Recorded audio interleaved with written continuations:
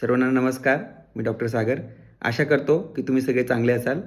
आज आपण जाणून घेऊया की आपल्याला जर छातीमध्ये किंवा घशामध्ये आंबट घराळ्या येणे, आंबट पाणी येणे, छातीमध्ये जळजळ होणे, आग होणे, पोटामध्ये जळजळ होणे, आग होणे, जे की अन्ननलिका आणि पोटाला सूज असण्याची लक्षणं असू शकतात. असं असताना आपण आपल्या अन्नामध्ये काय महत्त्वाच्या गोष्टी लक्षात ठेवाव्या.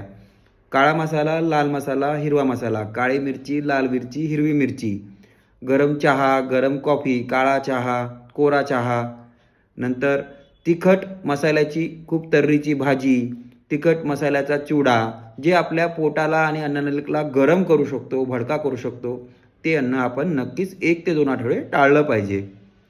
त्या व्यतिरिक्त आपण वेदनाशामक गोळ्या नक्कीच टाळल्या पाहिजे.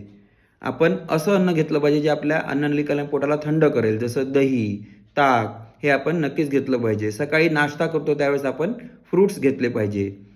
या व्यतिरिक्त आपण आपल्या डॉक्टरांचा सल्ला घ्यावा आणि पुढील इलाज नक्कीच करून घ्यावा. धन्यवाद. काळजी घ्या.